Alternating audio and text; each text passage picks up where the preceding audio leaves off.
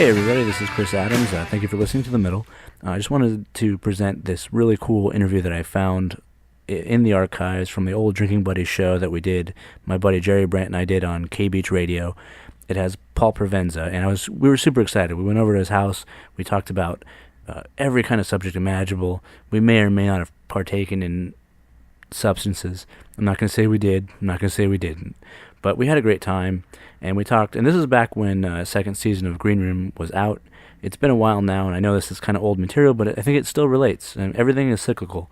And this show, this interview, I think it has relevance even today. So thank you for listening, and I hope you enjoy this unfiltered and unedited audio. Yes, we're here with Paul Provenza. And alcohol is not my drug of choice. That is okay. Alcohol has become less and less my drug of choice, to be honest, since I got my medicinal card. Thanks, cancer. You see? Thanks, cancer. But, the Drinking Buddies, it was kind of the concept we started with, and we like it, and it works. But Paul Provenza, the Puffin host... Buddy. I'm the Puffin Buddies. That would work. I should do that as a side project. That's the underground version. Yeah, there you go. Because it's so... They wouldn't have that one in the college radio station. I think that would be the problem. They try and pretend that college kids are just Puritans. Yeah, it's interesting, on the season 2 coming up episode of Green Room with Tommy Chong, we talk a lot about colleges and how when he was, big star in the 70s, he got booked at colleges because he was counterculture and all, and that was the sensibility.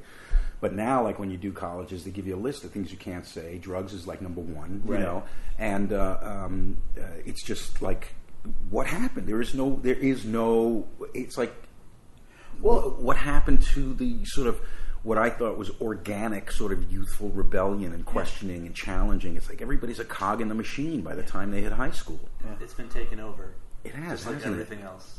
Well, and it's almost like the administrators and that they want to pretend it's not happening. They're like. They're blind to the fact that it's happening anyway. So why not address it? Why not? Yeah, that's what. This is great. Just a normal conversation. I get to do cheap ass plugs, but in Satiristas, with David Tell, he talks about how college kids now, they're sneaky. They're all doing the same shit, but they're pretending that they don't. Right. So like, what's better? What's a better value system? To do something wrong and own it, or to do something wrong and hide it? Well, what's going to work best in the machine? And I'd go beyond that. You're giving it a value as wrong or right. Why is it wrong? It's wrong. Why is it wrong? From society's perspective. But yes, that was my criteria. Yeah, it's so. To me, like, you need drugs. You need people to do drugs. It's not even drugs. It's just this sort of general kind of like this just acceptance of the status quo, as opposed to any sort of search or yearn for some other way to be. Yeah. It really gets down to fundamental things. That's why I love comedy so much, because I think that it's one of the few art forms where the status quo is still challenged. I totally agree. I mean, that is done to a degree in music as well, but not like when punk hit the scene and all of a sudden, it was almost revolutionary in terms of ideas. But and that's an interesting thing that you're saying about comedy, because it's true, and a lot of people are feeling that. Like music, in the 60s there was this sort of fomenting of countercultural ideas and subversive notions and questioning of the status quo to the greatest degree, and music was the catalyst and the stimulant, and it was such a big part of it. Music really galvanized people. It created a kind of an Indian nation sort of diaspora among people who thought that way, and so all across the country, it crossed demographics, race, all that sort of stuff. So all across the country, everybody could identify with one thing. It was music that was kind of the gel. But it seems actually like it's comedy that has the force to do that right now, because it's not happening in music. That's been so institutionalized. Right. Yeah. Clear Channel came in, and now everything's. I would say even not just Clear Channel, but the internet. You have to pretend to be so marketable to everybody just to get work. Well, the internet, I think, is the big saving grace, because it used to be like when, as a comic, you'd have to go on the Tonight Show or Letterman and reach 12 million people to find the 250 people that are that you want to come and see you in the Chuckle Hut in 2 weeks. But now you can just contact them directly. Right. it's really great. So all of this marginalized stuff or stuff. What happens now is stuff has an outlet that is as viable as any other that has been marginalized for so long. Right. You know, it's just look at porn websites. Who knew some of those fetishes were as you know, parsed as they are? I mean, it's like, you know, I knew people like getting pissed on, but it's like getting pissed on by black chicks, you know, getting pissed on by black chicks who've just eaten asparagus. You know, it's like it just gets more and more refined. Everything's so specific. Yeah, but how fabulous is that? I mean, what that means is, you know, there's no geography anymore in terms of memes. So all of a sudden, you know, you're relating to somebody in Czechoslovakia that likes to jack off to your mom naked as well as you. You know, you find each other, and so the ideas become connectors. You know, I just think that's interesting. I do. I agree with you. I think it's good, and I think it's bad as well, because I think there was one thing about your generation that we missed, especially as the new generation comes on, is that collective consciousness. Yes, which doesn't exist anymore. And also what was it called?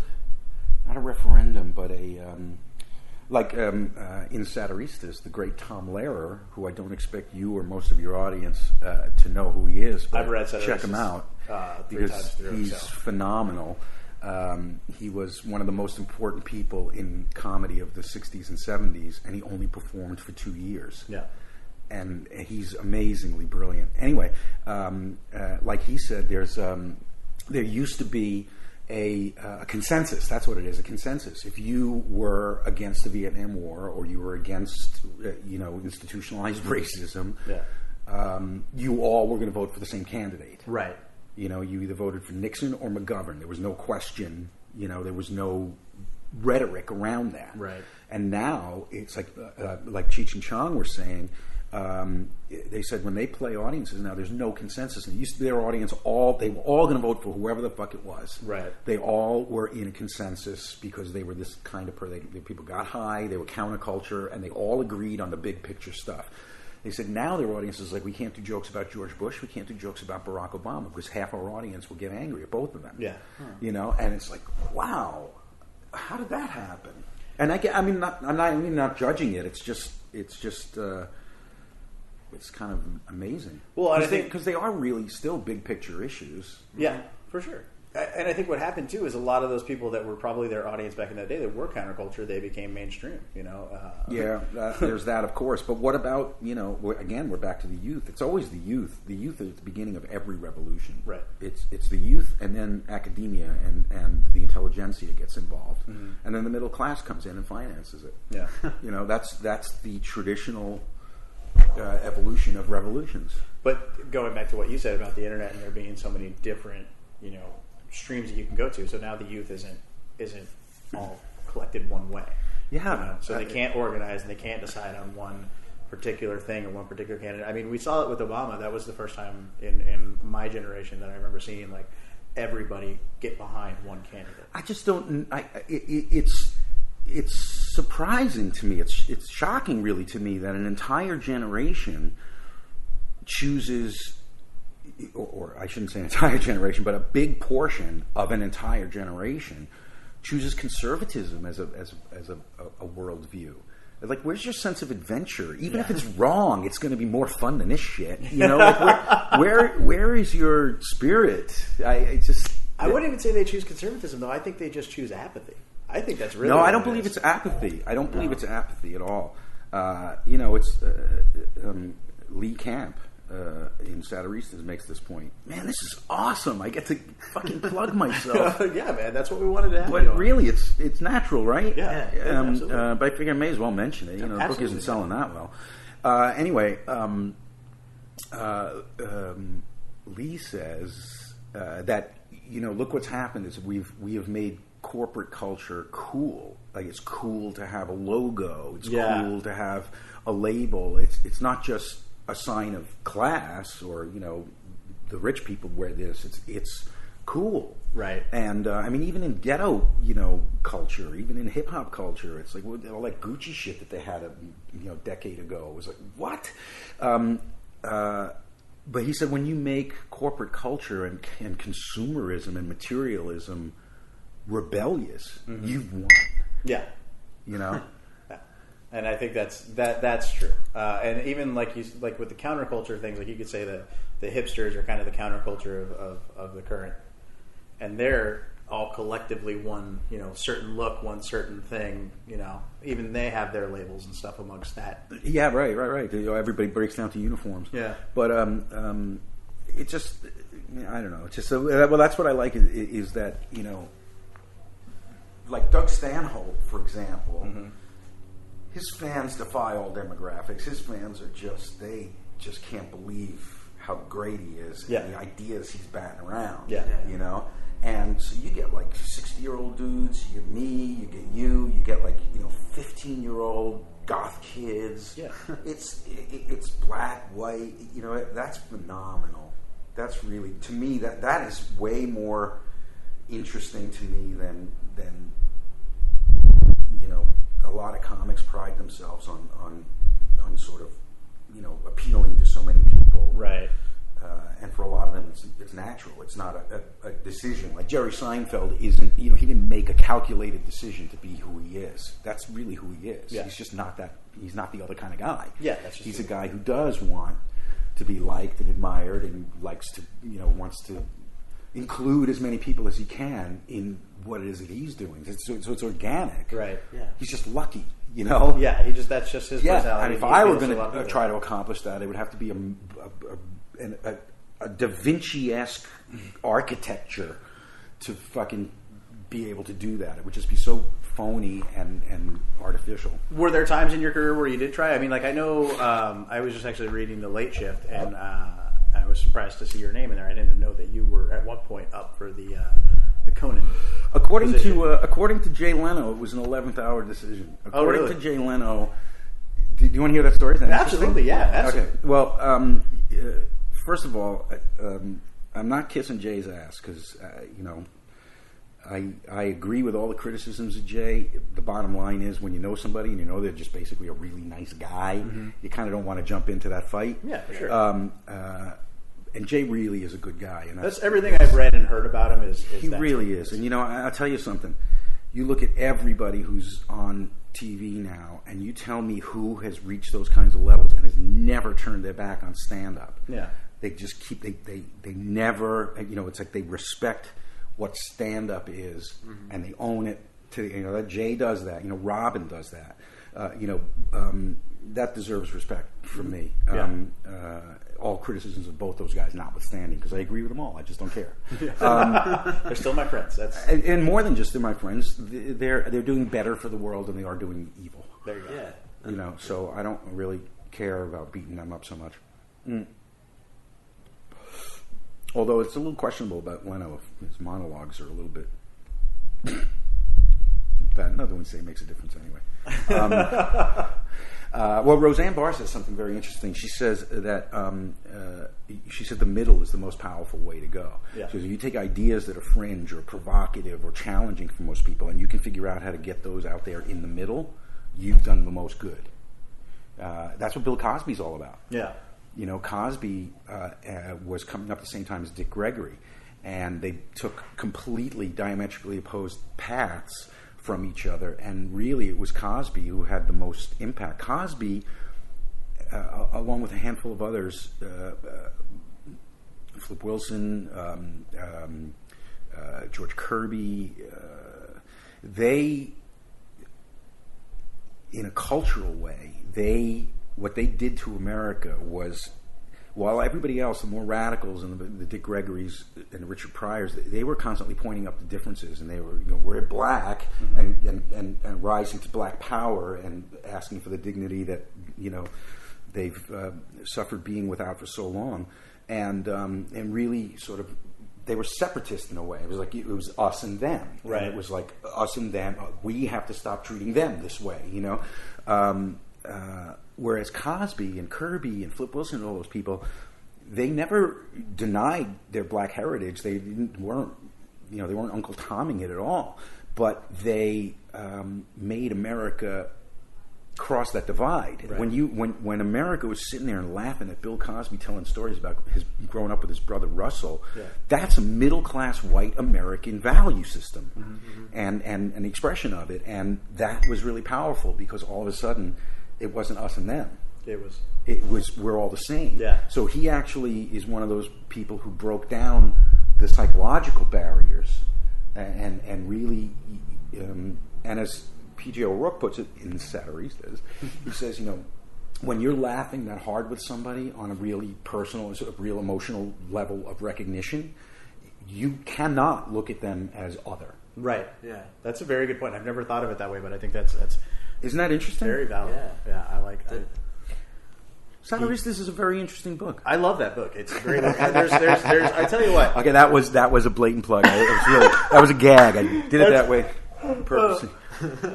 Where could you find? But seriously, you can get there's used copies on Amazon. You can get it for like $3, $10, somewhere in there. It's worth. I think it's worth it. My goal is to get my copy signed by all the comics that are in it that are still around to sign it. That's cool. That's I've got you. That's right. That's just a notch above stamp collecting. Yeah, it's a personal thing. It's not because I want it for the financial value. You know how I respect that, yeah. Dude. I have an autograph from 1973 of Elaine Boozler when she was working at the Improv as a singer. Wow. Who did some jokes in between her songs, and I got her autograph. Nice. So I'm a serious geek. Yeah.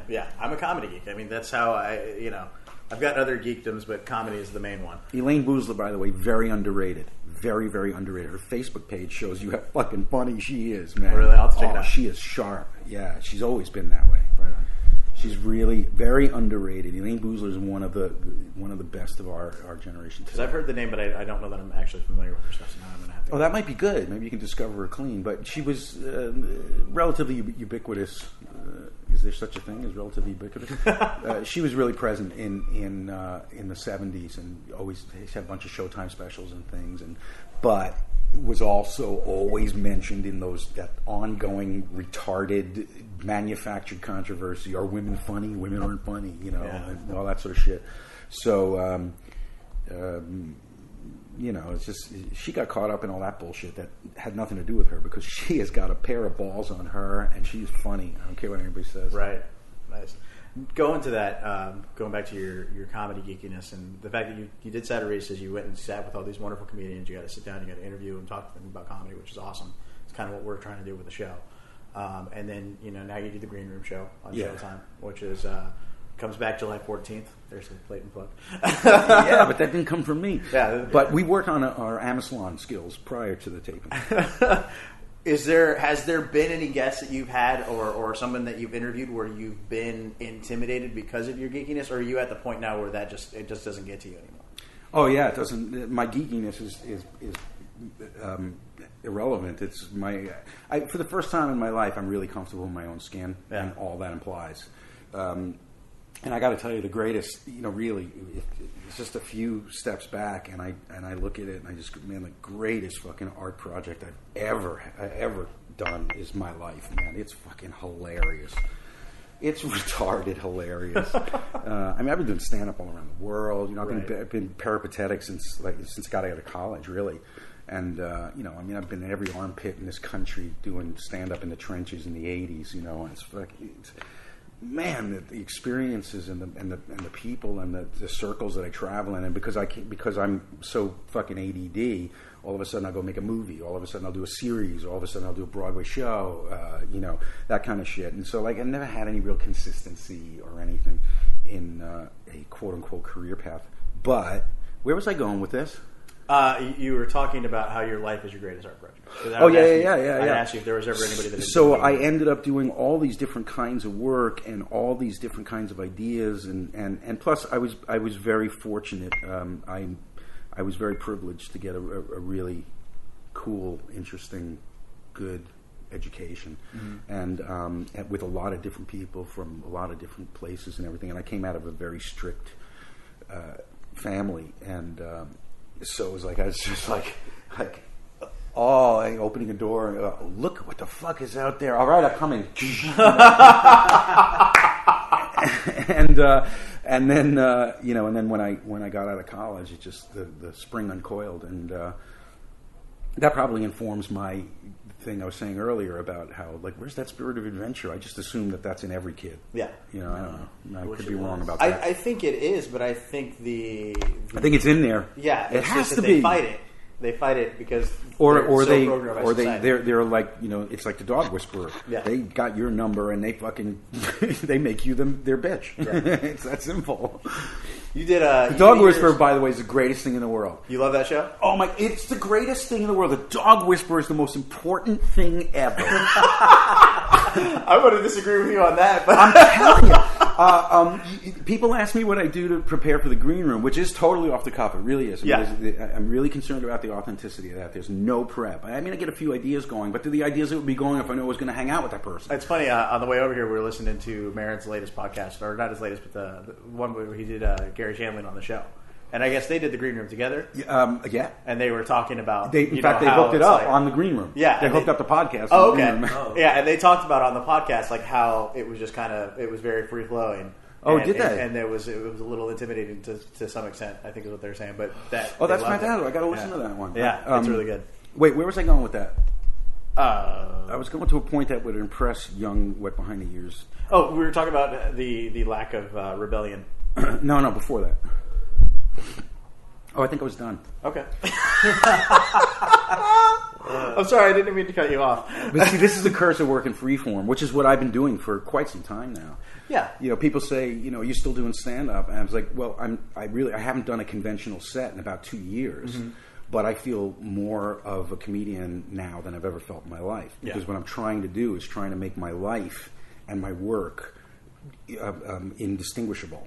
Yeah. And I'm trying to work, I've been in the business for so long, and I wasn't breaking any ground. Mm-hmm. And I wasn't happy with not breaking any ground. Yeah. And it's just, as you can see, the conversations that I have with comedians in different iterations and all, it's still my life. And it's still everything I'm doing. And to me, it's like a musician. Just like, if you're not going out and doing concerts, that doesn't mean you're not a musician. Right. You're fucking in your house fiddling on your keyboard. It's, and the shit that's coming out of that has really, really been cool. And it's stuff I'm really happy with. It's stuff that is completely idiosyncratic, and I know that nobody else would do it. Right. Nobody else could do it because it's really of who I am. Yeah. Who, for better or worse, I know now at this point in my life is an original. Yeah. I just can't. I don't tick any boxes in any survey or census. I just don't. I'm a square peg in the classic sense. I just don't fucking get it. Yeah. And I've led my life that way. And I think, to your point, I think that's the only way you can break ground anymore, because everything else has this been is covered. what I ultimately learned in the midst of this journey. I learned that what was happening was, as soon as I stopped caring about wanting to break ground, and I just wanted to explore. Mm-hmm. And not be in the place that I've always been before. This is where the green room comes out of. It's all my experiences and the work I'm generating is all really one.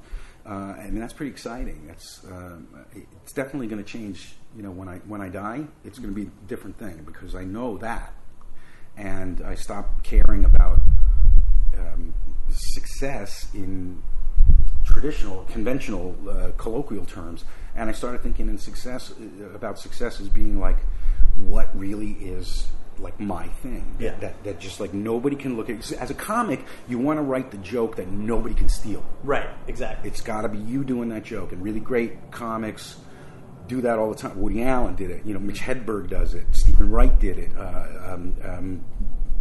There's a lot of people who really specifically. You can't do their jokes because it's so art. dependent on their voice and their life. It's them, yeah.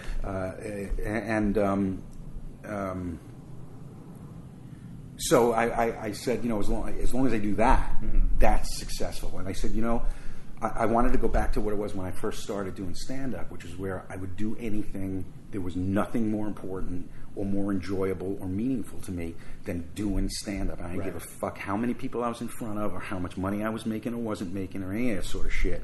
If I had the chance to do it, I would do it. Right. And I haven't felt that in a long time. And so I took some time off stand-up and then had pathological stage fright for 2 years when I wanted to go back into it. And that just developed like in the middle of your... I'm telling you, I can't chart this out. It's an absurd flow chart. A lot of shit happens simultaneously. But then I went to Europe and started traveling around the world and doing stand-up around the world and got on the international stand-up festivals and all that sort of stuff and went back to the basics where I would literally go around the world to do a gig for 500 pounds. Right. I'd figure out how to string enough of those together that it made sense to do.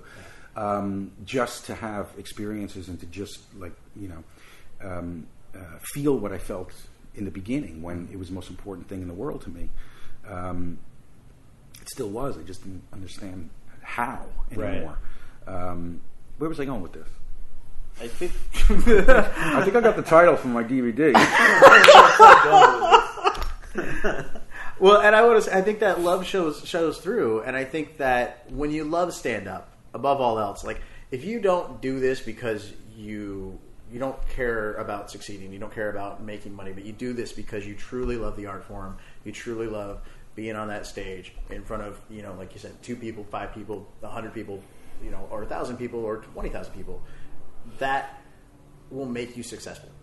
If you do it because you love the art and you approach it from an artistic standpoint and just, this is what I want to do and I want to do this because I love doing stand-up and not because I want to get on a sitcom or I want to get, recognized on the internet or I want to get an agent and I want to get into acting. Like, you have to do comedy because you love comedy, and you see that. I've watched some of your clips lately and you see that in your acting. You see that all the comics I love, they have that side to them. Stanhope, notwithstanding. He's the only one I know that literally hates comedy, but is still so good. Yeah, well, interesting. In Satiristas, he talks about the idea of pure comedy, and it made me so happy to hear because it's what I've always felt, and a lot of us do. It's not a unique thought, but he said, as soon as you get paid to do comedy, you're a whore. That's all you are. It has been polluted by commerce to such a degree that it's not even comedy anymore. Yeah, is a comedy when you get paid to do comedy, it's like whores. The blowjob for free is fucking brilliant. It's fantastic. But as soon as you pay for it, then she used too much teeth. It wasn't really. It wasn't professional enough for my tastes. And that's true. He says real comedy is sitting around with a bunch of comics and you're making each other laugh your asses off. You're giving each other these gifts. And you're not asking for payment in return, and you're not asking for, buy some merch on your way out of the poker game. It's pure. He says real comedy is when, you're passing by that guy who's got that shit job stacking shelves at Ralph's, and and something happens or you say something and it makes him laugh, it surprises him, and it changes his entire experience, and you move on. Yeah. And go about your day. He goes, that's real comedy. So that's that's what I was doing with the Green Room. Yeah. And I started doing the show live at the Edinburgh Fringe. Right. And then did it in Montreal, and it just was proof of concept. I just think if you put some really smart, funny people together in a room and you just talk to each other, it's hilarious. Oh, yeah. And it's hilarious for everybody at the same time, including the performers. Yeah. Well, your show, I think of it as the antithesis of Comics Unleashed. Because there's a way that's done really well, which is the Green Room. Yeah. And then there's a way where it's just, I'm sorry, it's just not done well. It's like, it's very clear that it's mechanic, and it's not, there's no genuineness to it. And that's true. I mean, I don't disagree. But, I did a show in the 80s called Comics Only on Comedy Central, which was called Ha at the time, or as I used to call it, the Stealth Network. But anyway, it was more like Comics Unleashed, but way more artful, I think. I mean, it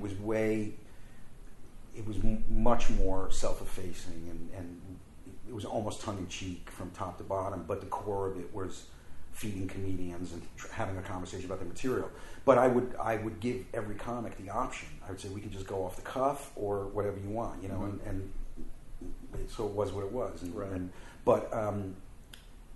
So I my point is this, that I get the concept of Comics Unleashed. I've been there. Mm-hmm. He does it really badly. I was wondering where you're going with that. Because I was like, is he going to like say, well, you know. No, even that he does shitty. Okay. But, and I can say these things without fear of reprisal because he's a gajillionaire and he doesn't give a fuck what anybody says. Yeah. He won't be listening to this podcast. I'm sure he's not interested in things at all. I do like the element of the free form and the ability just to talk, because you're right, when comics hang out, that's the funnest thing that no one sees. That's better than anything they do on stage usually. It's just great, and there's so much shorthand and there's so much less, you know, explanation going, and it's just fucking great. And we have a lot of that on the green room. Like we don't explain a lot of stuff, you know. And I when we were first doing the show, first season, you know, the network was pretty cool about it. It was just like, you know, we don't really understand that, you know. And I was like, yeah, but if you watch episode 2, you will. Yeah, it's just like, you know, you'll get it. It's not fucking brain surgery. Was that the winners episode, or was that which one was episode 2? Episode 2. No, I don't know. I don't know the order. Oh, you're just saying if you keep. Okay. I just mean if you watch enough, you get it. Yeah. I got you. Yeah, I think I which is no different than any fucking CSI. Yeah. You watch it for the first time, what the fuck is this? I mean, serious, is it just me? I look at it and go, what crime lab is this actually? What city agency is this actually with fucking designed by Philippe Stark? What the fuck? I look at CSI like I look at Scientology. Like I'm scared to...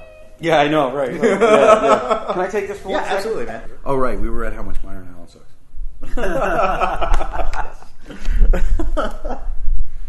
And I don't know if that's his fault or if it's the show's fault. You know, I'm sure he just wants to make a buck, and I can understand that, I guess. But. It's his show. He owns all his shit. Oh, does he? Okay. Yeah, he's when I said he's a gajillionaire, he's a gajillionaire behind the scenes. Yeah. He's like a mogul in television production. Oh, I didn't know that. Yeah. At least he likes comedy.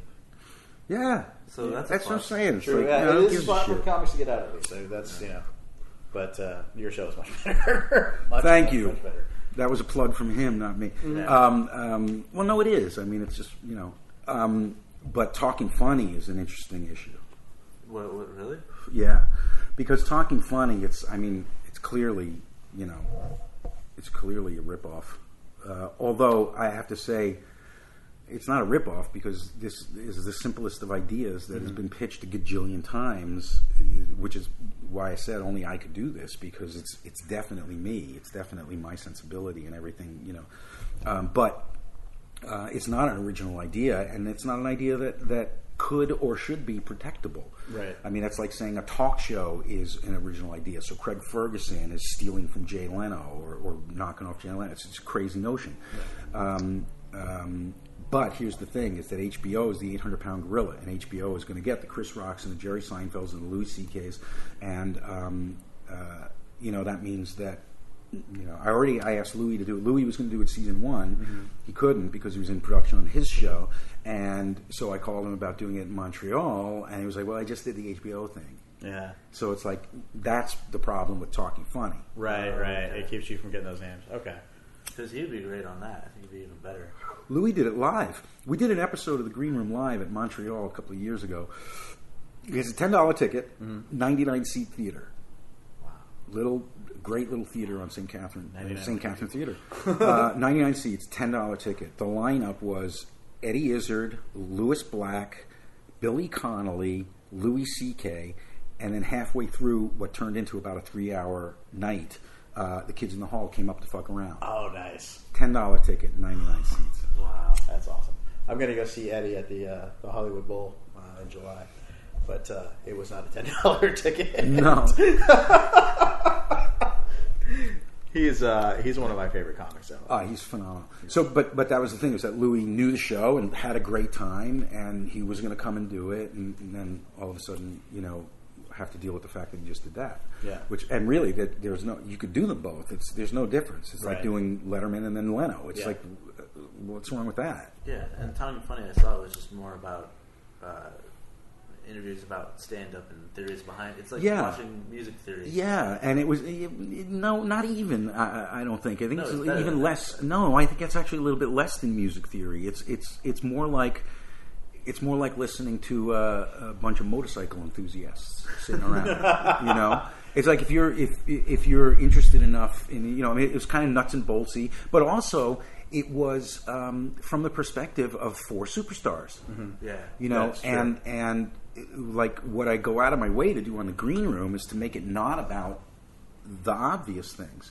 So I did a show with Gary Shandling, Judd Apatow, Mark Maron, Ray Romano, and I put Bo Burnham on the show. Oh, nice. So all of a sudden, it wasn't about the experience of four people sharing a level of success and respect in their chosen art form. Yeah. It was that and the kid, and that dynamic changed. And because Bo is so fucking smart and prodigious, you know, the conversation was really up there at a really interesting level. It became about comedy and Zen.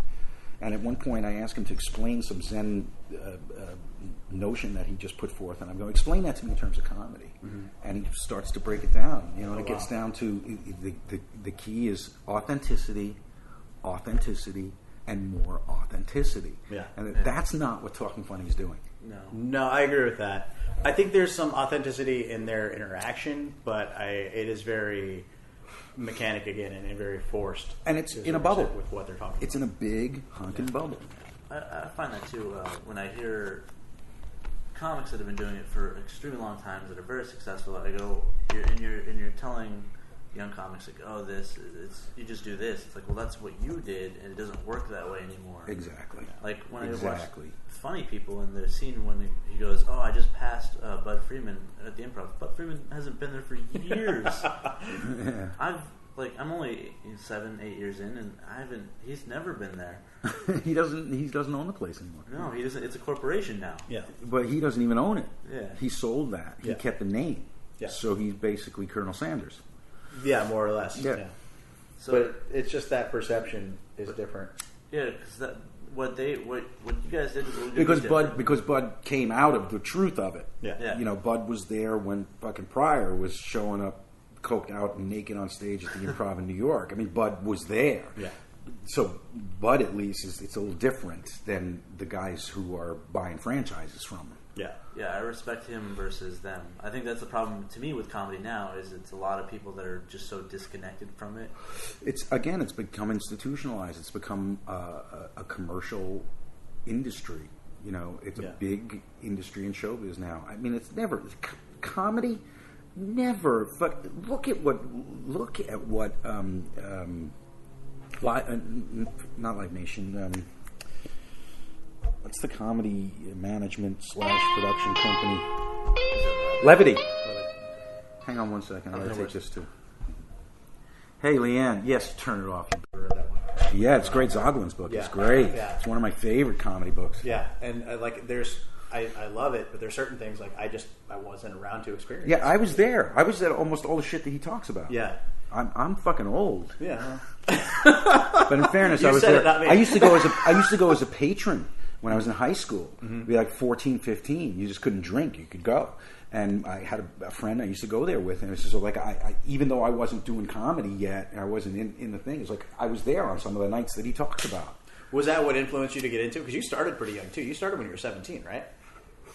I started when I was 16. 16. Okay. 17 really. Okay. 17 is when I passed auditions at the Improv, but I was auditioning when I was 16. Right. Wow. And doing little things.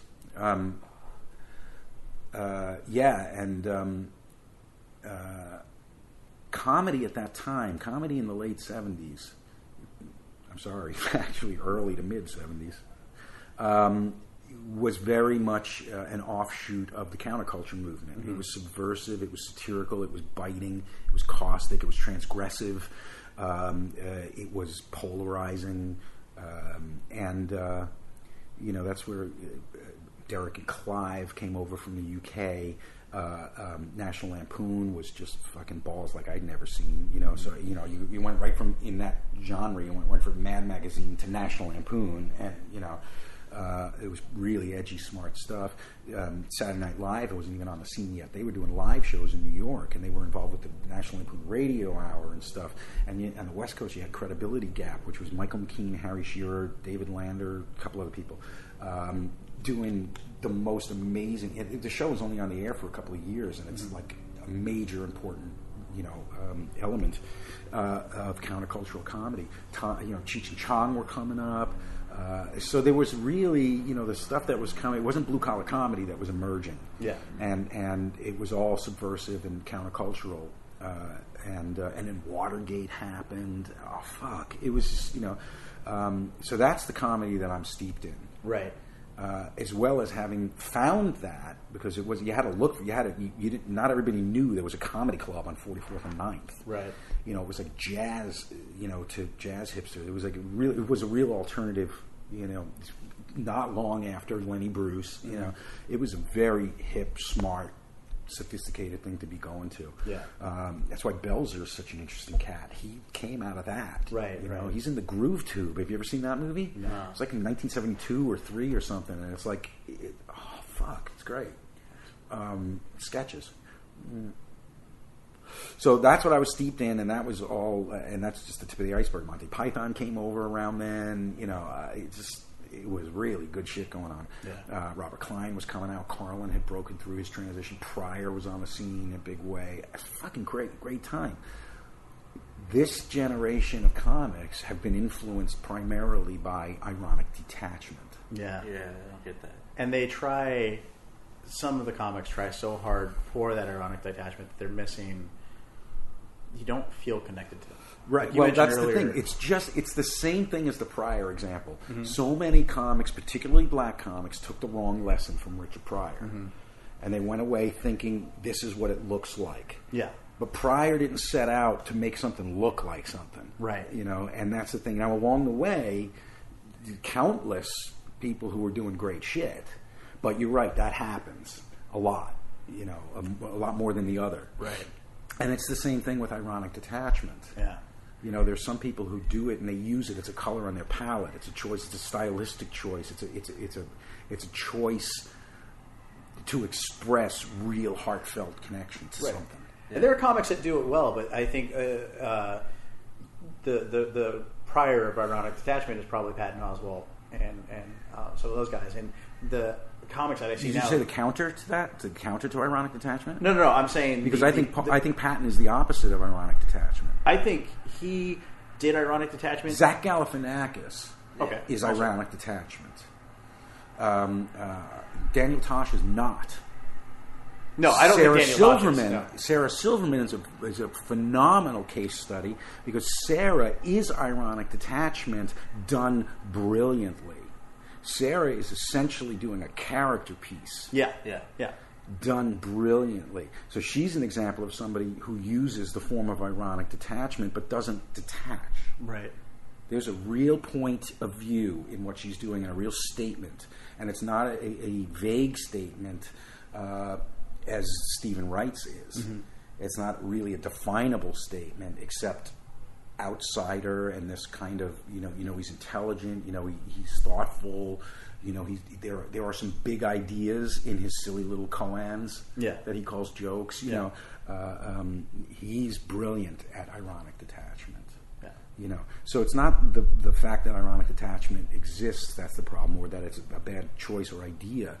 It's that a lot of people have been influenced by that. They were steeped in that kind of comedy, and they got the wrong lesson from it. That's what I was trying to say. Or the alternative, which is less appealing to me, is that they are truly ironically detached. That's what we've done now in our culture. I think it's completely plausible to me. Yeah. There's a lot on the other side too. There's a lot of passion. There's a lot of brilliance. There's a lot of real, punk out there. There's a lot in comedy and out of comedy. Yeah, it's there too. Yeah. But it's not the anchor for them all. Right. No. Right. And I think too, because you lose some of that the thing that we've lost in this generation is the personal relationships, the actual communication face to face. Facebook and Twitter and the internet are great to some extent, but it's cost us the ability to really interact with other people one-on-one to a certain You know what? extent. The jury's out on that one for me. Mm-hmm. I don't agree with that. Okay.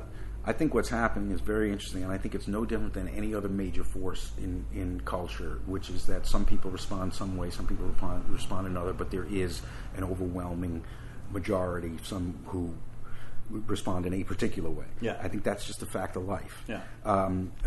All that other stuff is out there, and I think for a lot of people, it's the antithesis. I mean, I have, and I know of people who have real, genuine connections completely from meeting on Facebook, and they've become part of our lives. And the conversations that go on there, and just the exploration of I fucking love. In fact, I'm thinking of actually doing a live show where I just follow my gut online, and I'll go to someone's Facebook page, and then I just go, let's see what this link takes me to, and they like, let's go to this, and let's see what, and just literally what I do when I'm on the computer. I think that would be hilarious. Yeah, I think for an it could audience. be, yeah. And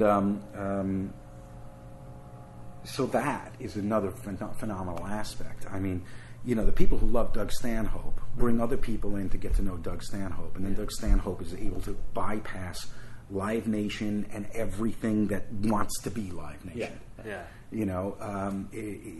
And there's a lot of meeting of the minds, things like that. Yeah.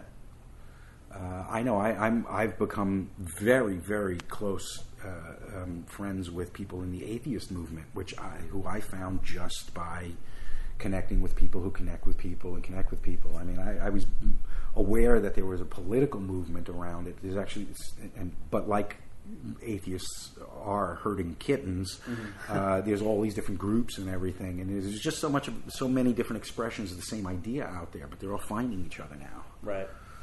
But I do agree with that. I just think it does cost you in a direct talking to somebody. I think to some extent it makes it harder for people to talk to each other.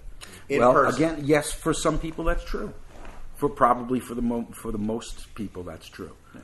But again, that's just the way culture works. Yeah. But it's creating a tremendous opportunity for everybody else who's using it for good and not evil. Yeah. So I don't. It's really hard to think in dualities for me. I am really relativistic across the board. I can't split it into camps like that. Okay. I think that's one of the biggest problems that we have in the West, and primarily in America, is duality, which is all Judeo-Christian shit. If duality previous to Judeo-Christian thought, it was yin and yang. They were one. And Judeo-Christianity comes along, and it's good and evil, and so it comes from the same place. Right. Satan was God's right-hand man. Right. Boom, now he's the nemesis, and this duality is carried down to even just how we report the news. Is red state, blue state? There's no red state, blue states. A bunch of purple states, different shades of fucking purple. Yeah. And that changes the equation, and at least in terms of how we proceed, what we think is reality. And so everybody's polarizing each other. It's a classic divide and conquer. You know where I go for my news? The History Channel. That's what I'd watch to get news, because it's just right there. If you don't see, they're running this ancient Rome shit lately. It's just I mean, you can actually I'm seriously thinking of getting one of those things and going in and changing all the names to I think that's brilliant. It's unbelievable. How could you just not forget the minutia? Everybody's looking at molecules of water in the ocean. All I see is fucking tides. I do agree with you with the dividing the Fox News versus the MSNBC of this country, the pro-gay versus the anti-gay, the pro-abortion versus anti-abortion. And it's a very easy reverse engineering from that to identity politics. identity politics just went to complete. It was like all the raw materials you need for divide and conquer. It's right fucking there. Yeah.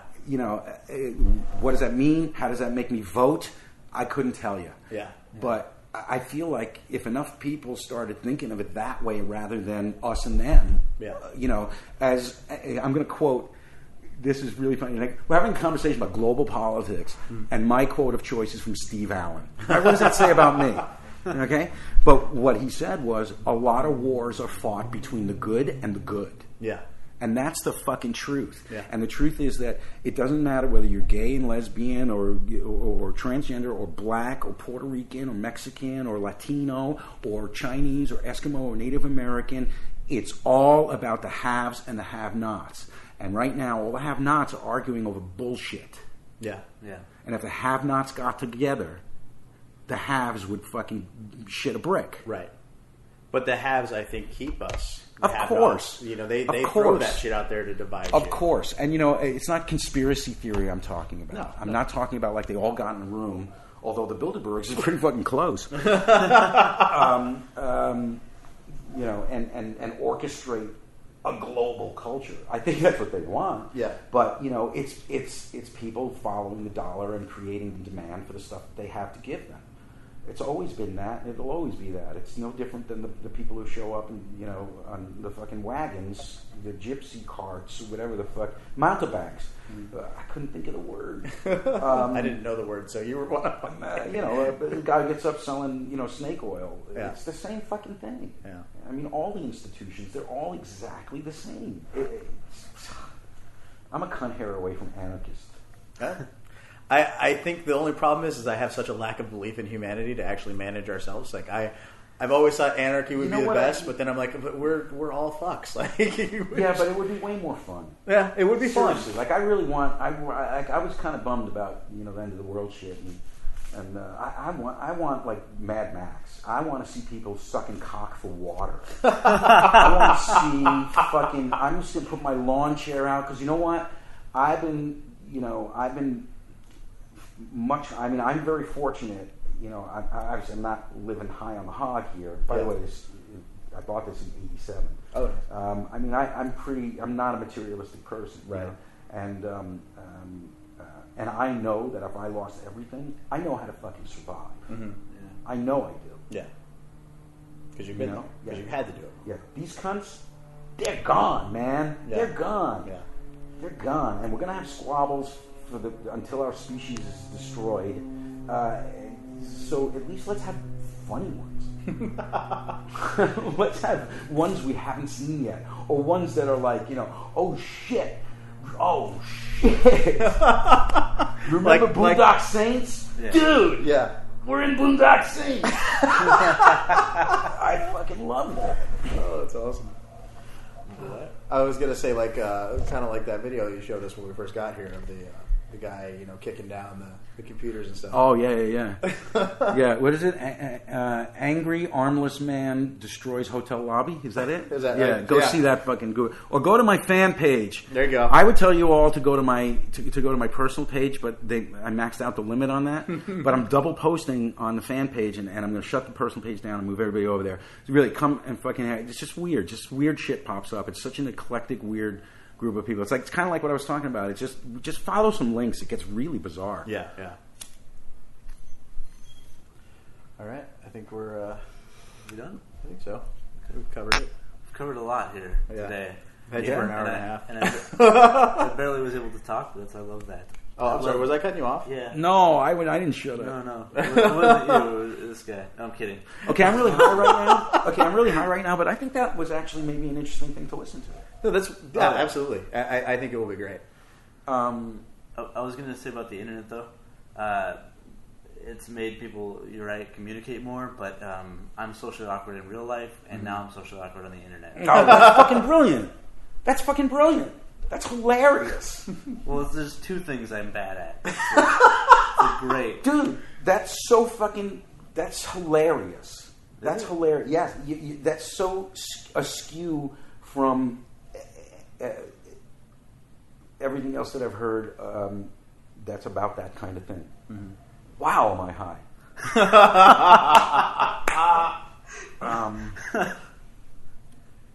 See, this is what I want to do for a living. Yeah. This is what I want my stand-up to be like, where it just goes where it goes, and it gets funny when it gets funny. I've attempted to do that, and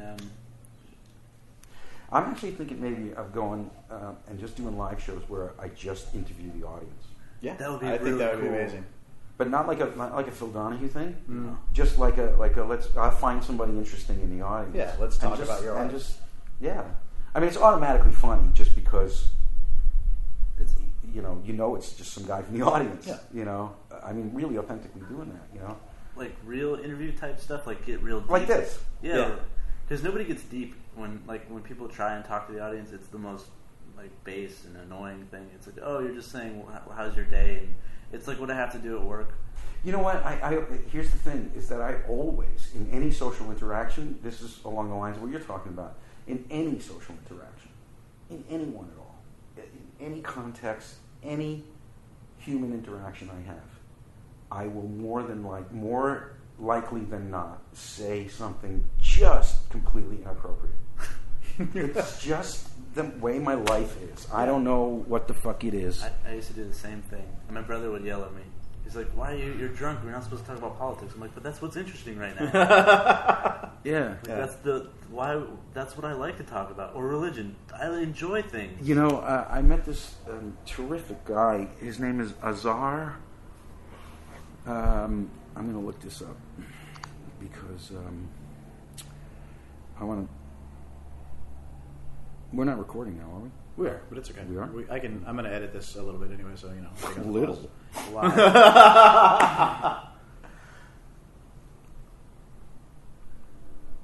Yeah, I'm always trying to. Azar Usman. Usman? Yeah, he's brown. I'm really telling the story just because I want people to know I have Muslim friends.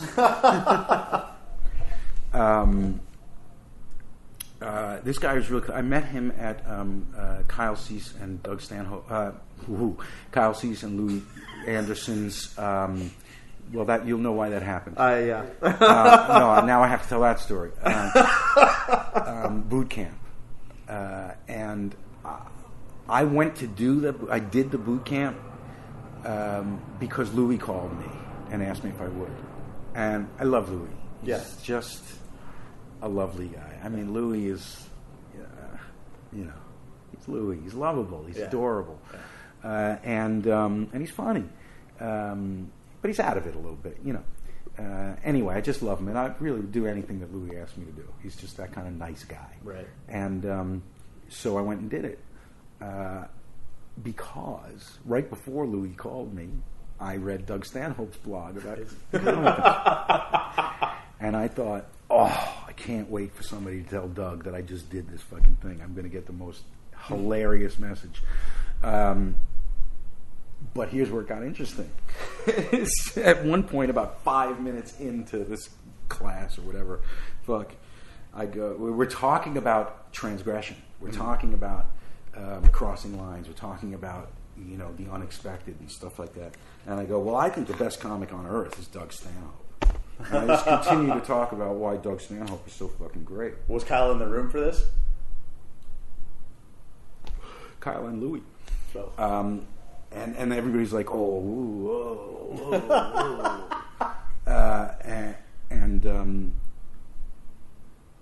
And I just kept going. Yeah.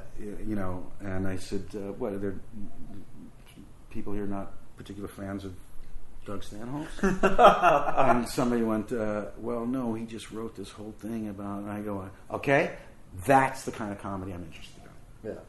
Yeah. That's having an opinion. Yeah. That's awesome. Yeah. Well, and understanding how much fun it is to cross that line. Yeah. And it was like the great. I ended up with all these cool friends from that. And a lot of those people are just, again, it's hard for me to see things in dualities, but those kinds of things, they really do. They come into contact with people from their species. Yeah. It's like a dog run for a lot of people, and that's really life changing. Yeah. And whether or not those people go on to comedy or don't go on to comedy, whether they're living an illusion, whether this is something that they're doing because they want to get laid at the office, whatever the fuck it is. Right. What's wrong with it? And there's no clear-cut path for it anymore, so I don't, you know. And Louis' thing actually was really, I mean, all he did was bring in these pros to do Q&As with the audience, to say whatever they wanted to say and give Q&As with the audience. And I was like, you know what? This actually really is kind of cool. You know, because I'm sitting there and I'm going, God, I like this guy so much, but he's talking bullshit, you know, and stuff like that. And just like, that's people, they're just like make up their own minds. Yeah. Because they're seeing a steady stream of that. Yeah. And I thought that was actually kind of pretty cool. It should have been advertised as like not a class, how to do it, but it's more not of a class. Convention of comic It's a boot minds, camp. or a boot camp. It's exactly what it is. I mean, it's actually not a bad thing. Yeah. Then that's okay. That's different. I think so. I mean, but I found that after the fact. I did it just to make Doug Stanhope laugh. Because when you make when I make Doug Stanhope laugh, it's like a fucking Oscar. Oh yeah, yeah. That night that we were up in Santa Barbara hanging out and just talking to him, and I think I got one chuckle out of him at some point, and it was like, it was just like it's so redeeming. It's such a shame that you guys didn't have the opportunity to ever go to one of those Panama desert parties. I've heard him talk about them in his sets. Oh man, there's somebody just posted a video of James Inman drinking a glass of my piss. One of those.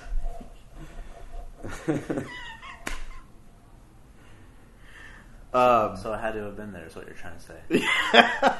Yeah, he's going to do one again soon. He just had to take a few years off, but it's really cool. Just there's this resort in the middle of nowhere. I mean, it's a good, like, you know, I mean, if you need to get something from the local store, there's the place in this little resort. I mean, just like a few cabins, you know, in the middle of fucking nowhere. And you can make as much noise as you want. You can have your own little libertarian utopia for 5 days. Yeah. And that's what he does, and it's fucking amazing, and it's really cool to watch. Like Andy Andrus, once the people from the place, came to him and said, and because the only rule really is don't be a dick, right? And that these people are really nice to let us do this, so be extra special good to everybody. Yeah. And Andrew Andrus got busted for mouthing off to the woman at the counter in the coffee shop or something like that. And so for 2 days, he had to walk around with an orange vest picking up trash. But that's such a fucking perfect society. I know, and hilarious. Yeah. And he invites all these musicians to come, and the place has this one cabin that has like 5 steps going up to it, so it's like a front porch, no railings, so it's a fucking stage. Yeah. And he invites all these fucking ridiculous musicians, the Matoid. Yeah. Oh, fuck, and people like that. And he tells them, can they come? They bring their equipment. There's some guy who has a club in Vegas who brings a sound system up, and he just tells everybody, buy some CDs. Please buy some CDs. You know, go up to the people he knows have some money. He goes, you buy 2 CDs. You know, and everybody's just in the swing of that. You know, and so the musicians come up. They actually maybe even make a little money, or at least pay for their trip or something like that. It's fucking awesome. It's 24 hours for 5 days,